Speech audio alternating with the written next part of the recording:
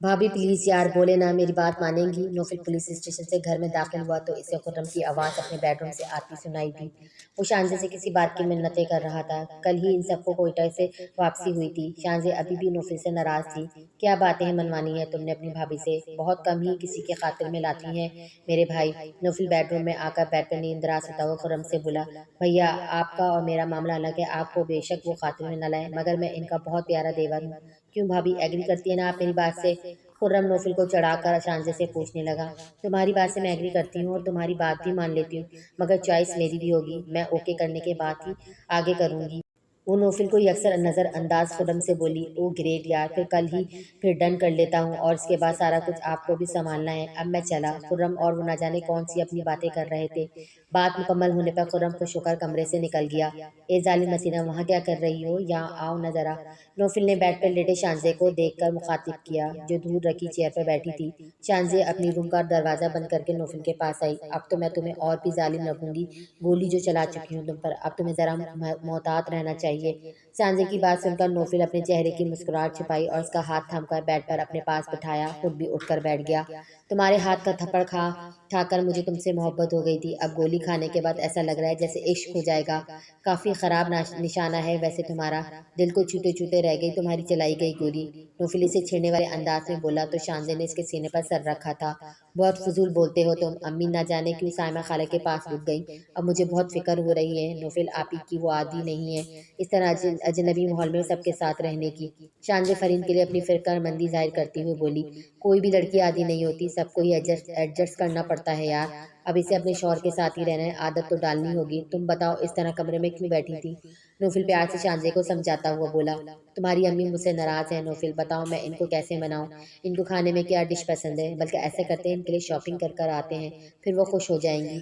फरीदा से जब वो फ़ोन पर बात करती थी, फरीदा बहुत अच्छे तरीके से बात करती थी, मगर आज वो काफ़ी रूखे फीके लहजे में शांजे से बात कर रही थी, जो शांजे को काफ़ी फील हुआ। मगर शांजे को अपनी गलती का एहसास था, इसलिए अब इसे अपनी ही सांस को मनाना था।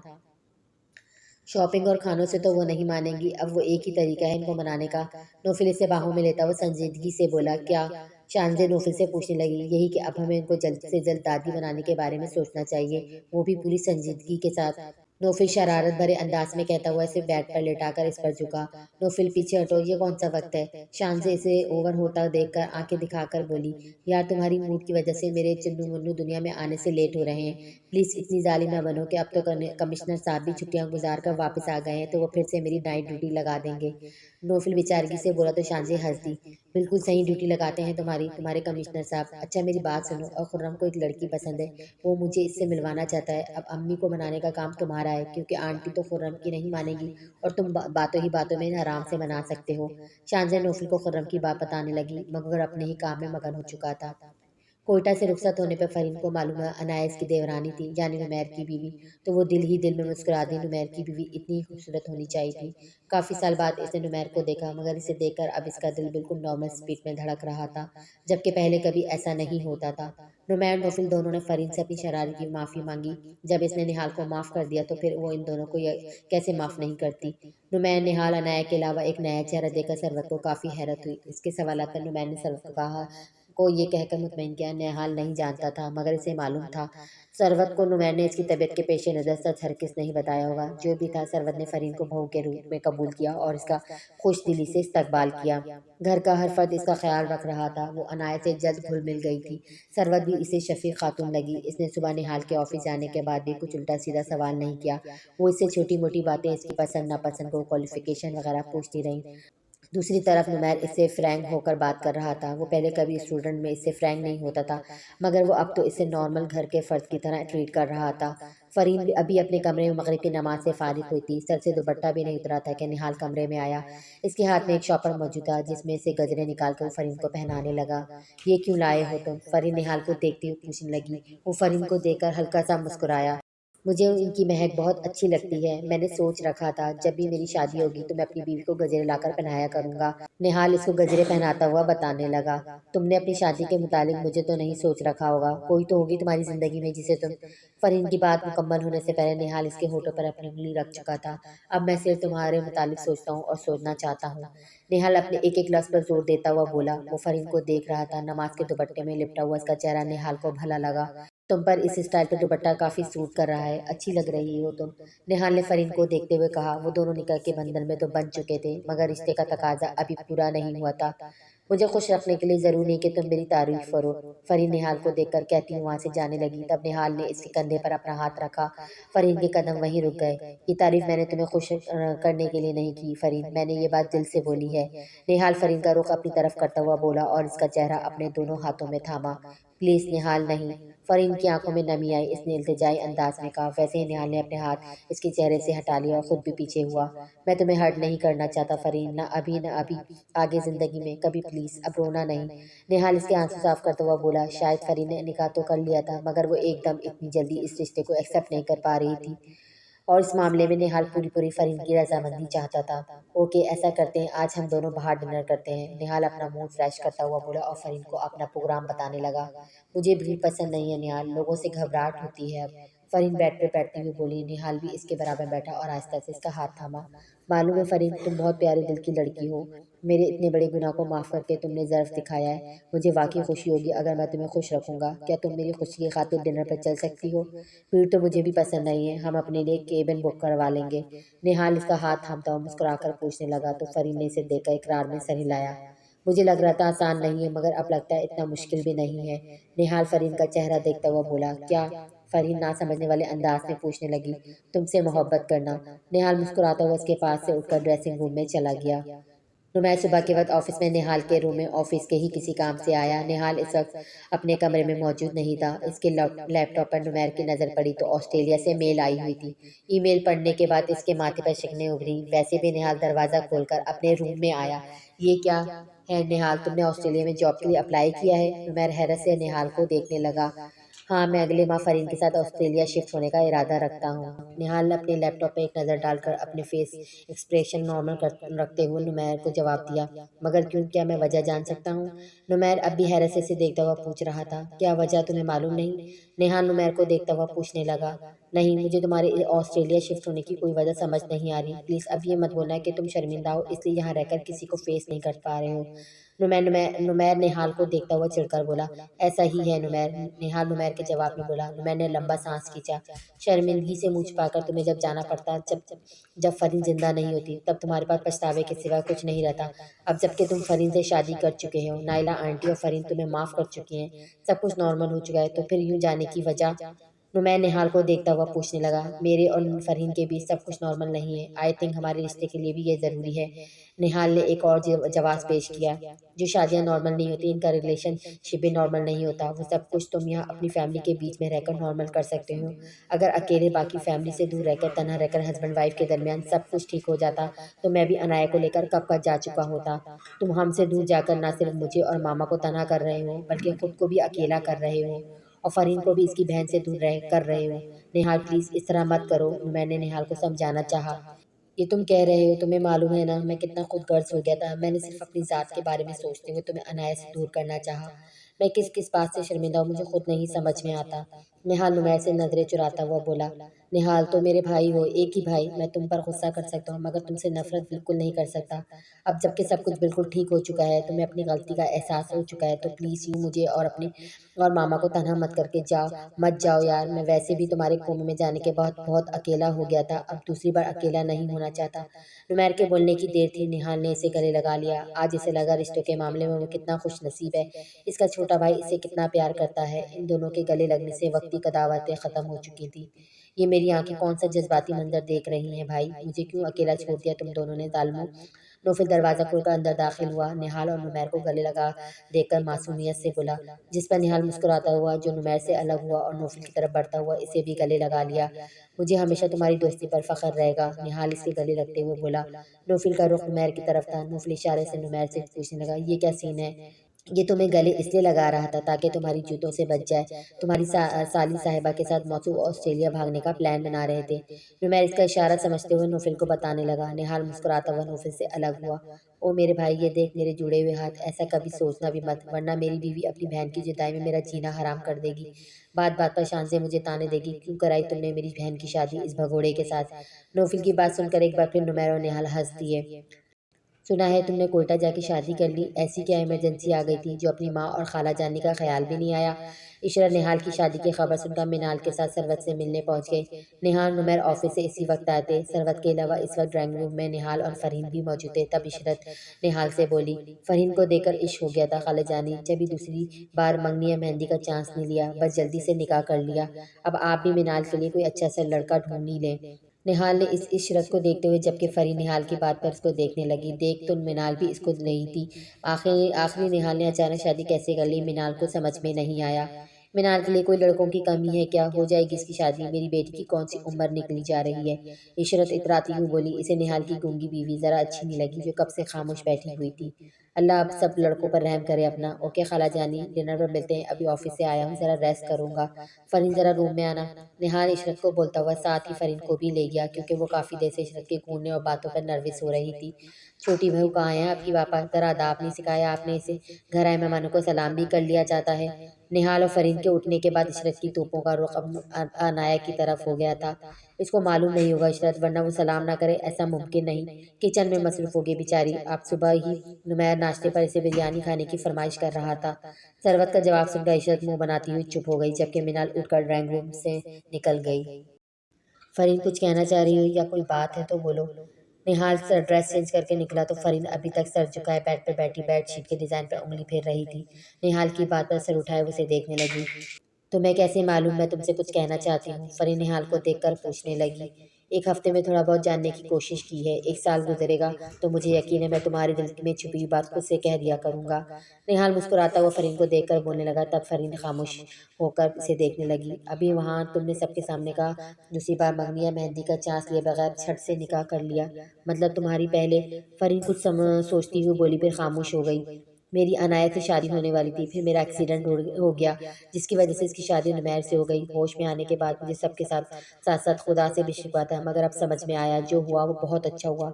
ये बात बिल्कुल ठीक कही जाती है, हर काम में खुदा की कोई ना कोई मसलियत होती है।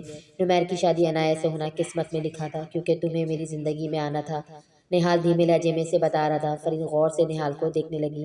क्या हुआ, यही सोच रही हो कि मैं अनाया को पसंद करता था? देखो मैं अभी से तुम्हारे दिल की बातें जानने लग गया हूँ। निहाल मुस्कुराता हुआ फरीन से बोला तो वो खामोश रही।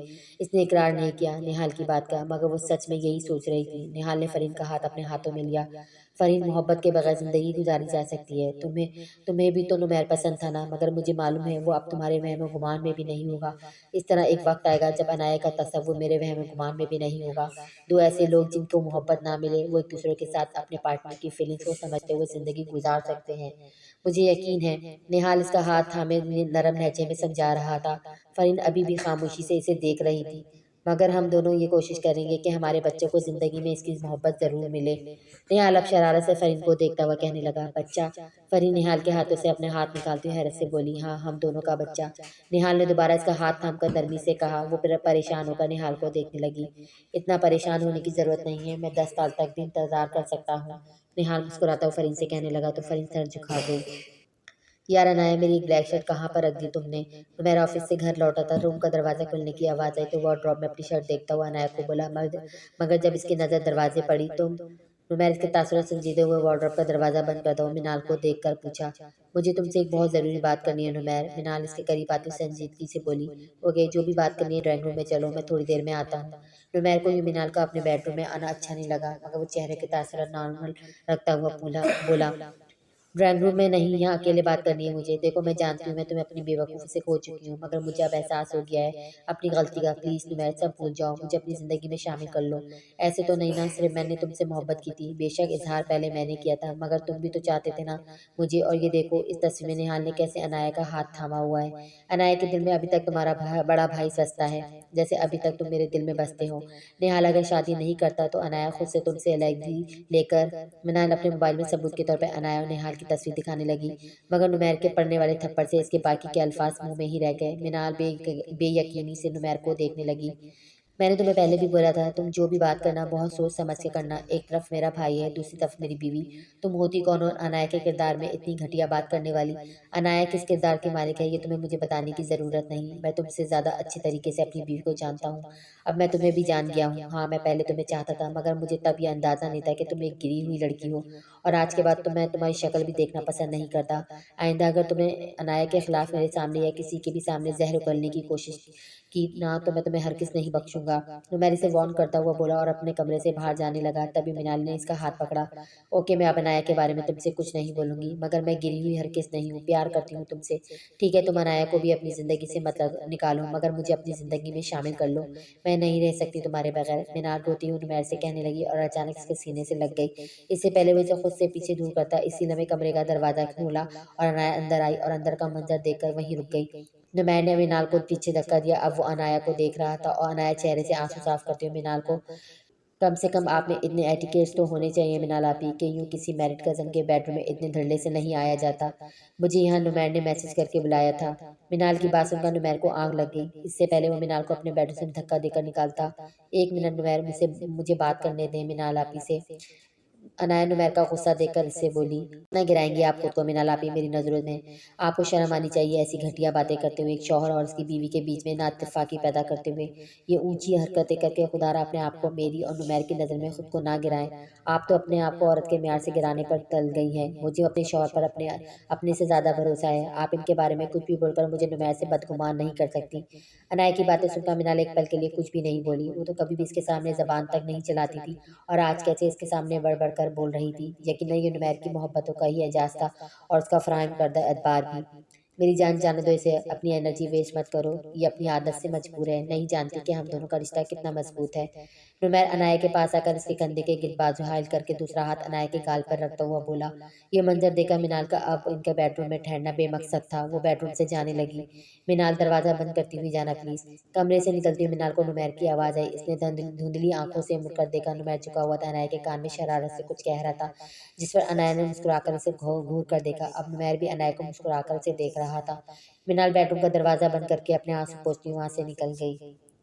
एक साल बाद वो टूटी पर था जब फरीदा ने इसे कॉल करके बताया कि शांजी की अचानक हालत बिगड़ गई है और वो इसे हॉस्पिटल लेकर जा रही है। नौफिल खुद भी फौरी तौर पर अस्पताल के लिए रवाना हुआ, मगर ट्रैफिक में फंसने के बाद इसे पहुंचने में देर हो गई। जब वो अस्पताल पहुंचा तो इसे खबर मिली वो एक प्यारे से बेटे और बेटी का बाप बन चुका है। फरीदा ने अस्पताल के कॉरिडोर में इसे खुशखबरी सुनाई थी और वो दादी बनकर बेहद खुश थी। नौफिल मुस्कुराता हुआ हॉस्पिटल के रूम में अपनी जालिम हसीना के पास पहुंचा। शांजी बेड पर लेटी हुई थी कि इसके हाथ में ड्रिप लगी हुई थी, जबकि चेहरे पर काफ़ी स्वेलिंग थी। इमरजेंसी में इसका सीजर करना पड़ा। इस वक्त वो नींद बेहोशी थी जब इसे नौफिल के होठों का लम्स अपनी पेशानी पर महसूस हुआ। शांजी ने आहिस्ता से अपनी आंखें खोली। नौफिल उसको देखकर मुस्कुराहा था। तुम्हें चुन्नू और मुन्नी चाहिए थे, चुन्नू तो आ गया है, मगर मुन्नी की जगह मुन्नी आ गई। शांजी ने नौफिल को देखकर धीमे लहजे में बोला, मगर नौफिल इसकी बात सुनकर मुस्कुरा दिया। मैं अभी बेबी नर्सरी में दोनों को देख कर आया हूँ, और मज़े की बात यह है कि मुन्नी हमारी चुन्नू से भी ज़्यादा क्यूट है। दिल चाह रहा था इसे इंक्यूबेटर से निकाल कर ढेर सारा प्यार करूँ।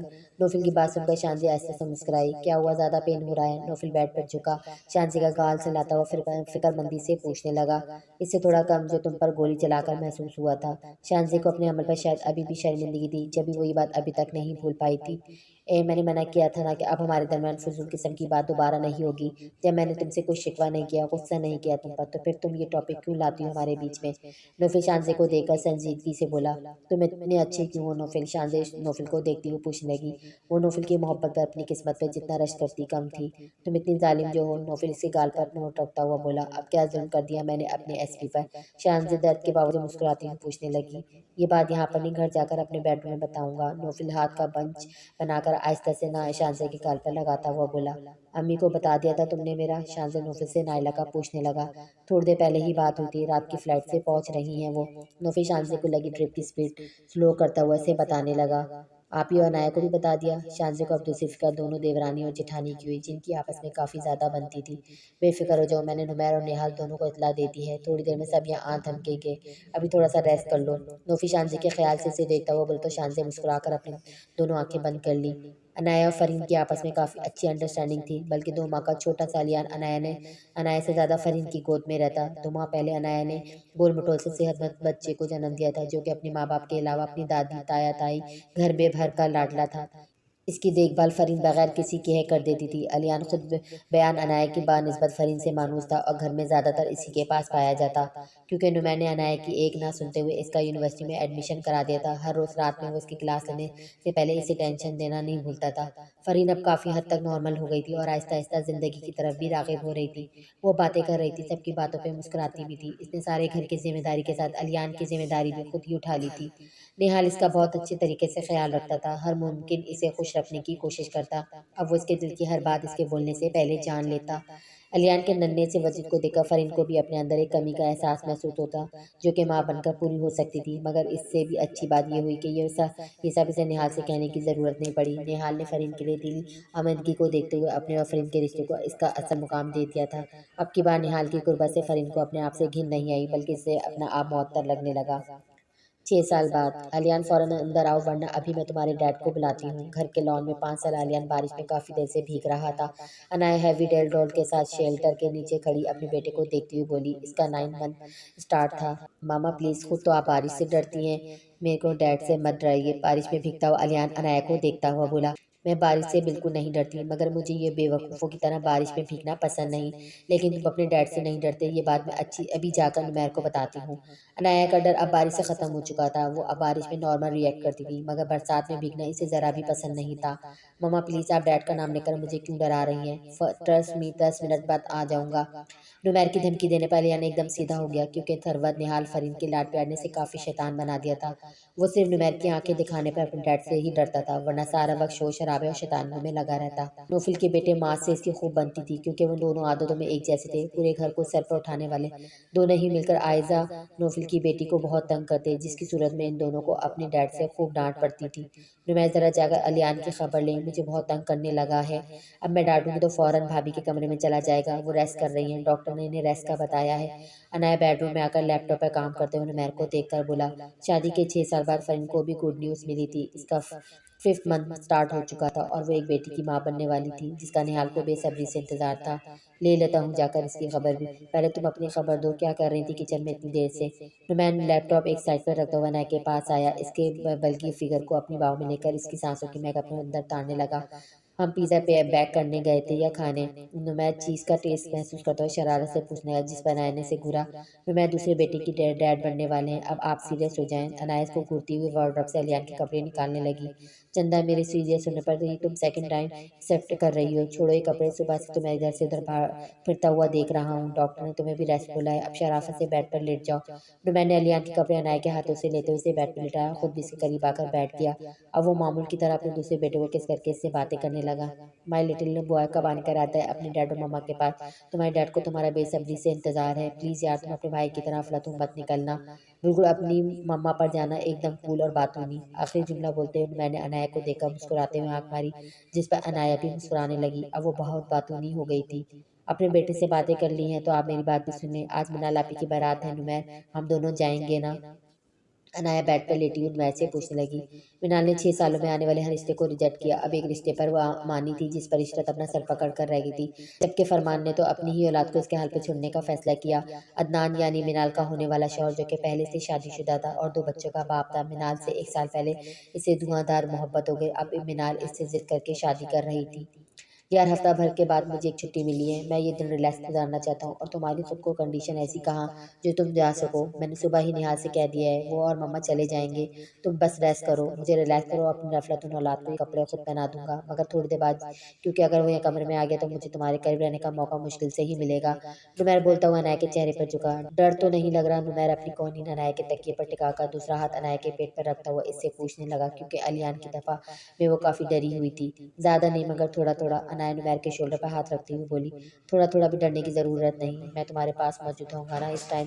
नुमैर ने जैसे ही अपने होठ अनाया की पेशानी पर रखे, वैसे ही बेडरूम का दरवाजा खुला। अनाया ने फौरन अपना हाथ नुमैर के कंधे से हटाया। नुमैर एकदम पीछे हुआ।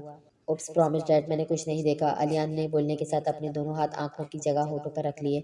कितनी बार कहा है तुम्हें, पहले दरवाज़ा नॉक करते हैं फिर किसी के रूम में जाते हैं। कब आएगी तुम में मैनर्स मालूम नहीं?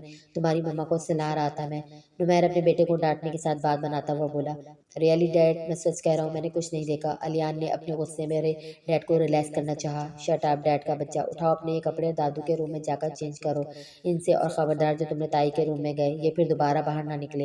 नुमैर दोबारा से आंखें दिखाकर वार्न करता हुआ अलियान मासूम शक्ल बनाकर अपने कपड़े उठाता हुआ रूम से बाहर निकल गया, जिस पर अनाया नुमैर को देखकर मुस्कुराने लगी। आंटी मुझे बताती हैं यह पूरा आप पर ही किया है। अनाया की बात सुनकर नुमैर भी मुस्कुरा दिया। गलत बोलती हैं मम्मा, ये मुझे अपना भी बाप लगता है। नुमैर के बोलने पर अनाया दोबारा हंस दी।